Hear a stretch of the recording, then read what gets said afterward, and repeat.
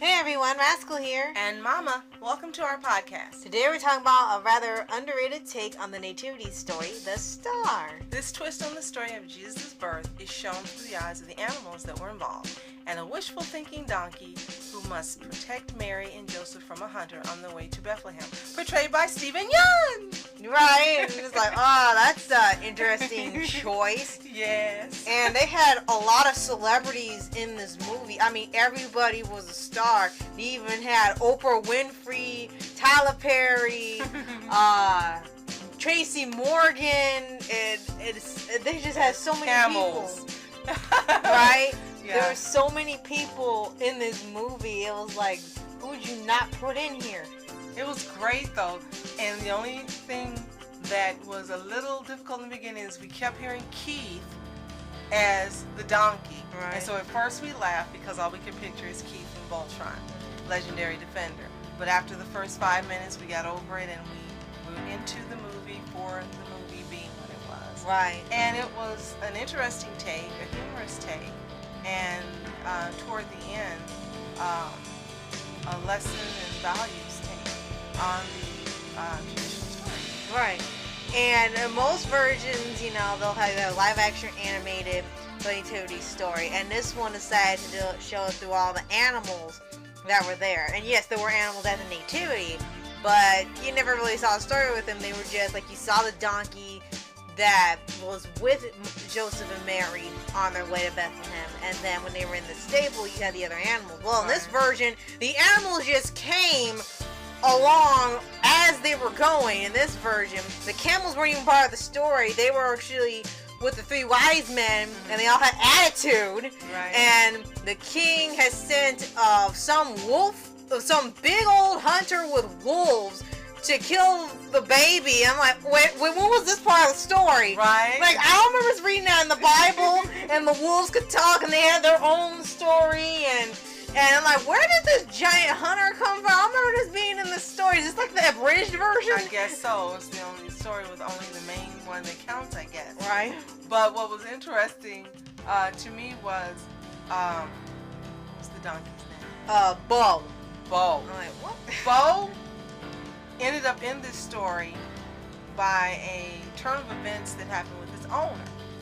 And then all the other animals also came in by odd turn of events that I guess the message is there are no coincidences, because in this story it's the animals who are responsible for the baby being born in the manger, getting to Bethlehem safely, and Mary getting there safely. Right. So yeah, like you said, it looks like God has a plan for everyone. Was supposed to be the message. Including the animals, right? Right. So and all the other movies, I feel like I'm meant for more than this. I'm meant for more than this. And then he's seeing as the movie goes on, and he thinks he's supposed to be in a parade with all the other animals and being, high and mighty or whatever. He just wants some attention with some.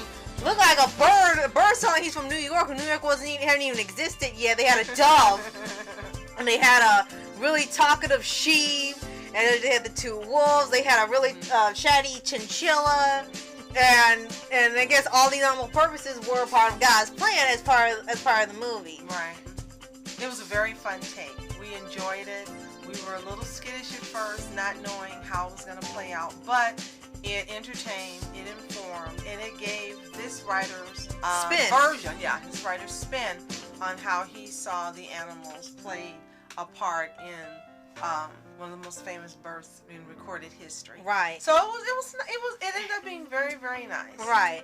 And it still stayed family friendly except for the wolf hunter part that's trying to kill somebody. Except for that part, it was still family friendly.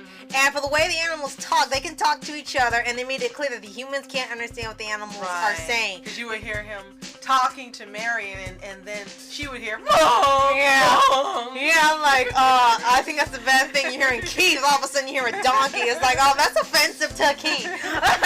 Yeah, he listen to me very carefully. And he's like, oh, he's trying to say hello. He's like, no, I'm not. So that was part of the comedy in it. There was some good comedy. Not all of it stuck, but it did have some really good jokes or good moments. There was some music in there by of course, Mariah Carey and some other singers that participated in the movie, and they also got to sing some of the songs in there as part of the soundtrack. So it felt like a real holiday movie.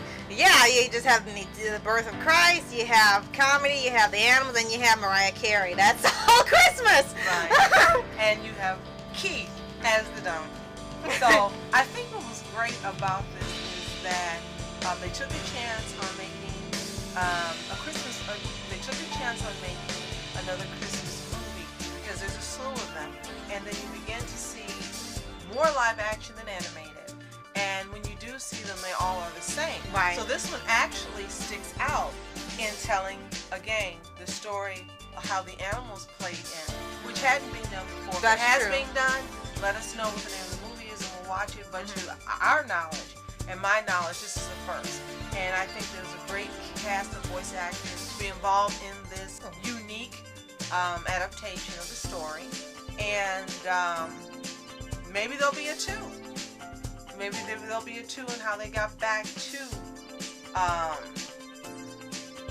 Galilee, and how they maybe played a part in other stories that took place. Probably. That would be Because nice. you would see in the end credits that Jesus was growing up with the animals, and he was playing with all of them. That was their playmates. So yeah, maybe they could do a second one of them growing up with Jesus, and they kind of watch over him too. And then up to the time where he's an adult, I guess. Yeah, I guess they could do that. Well, there's something. That's an idea. In here, and if you haven't seen it, give it a try. It's a fun watch.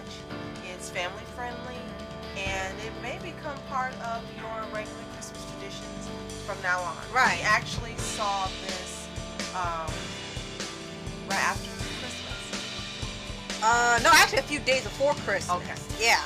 Because it came out one year, and then they put it up on Netflix. Right. And so you could see it again the next year. It's like, okay. So this is from 2017, and it's very fit for 2018. Okay, so yeah, if you haven't seen The Star, or if you want to, it's available on Netflix, or you can purchase the DVD online and give it a watch and see what you think. And let us know if you have seen this movie. Let us know what you think in the comments below.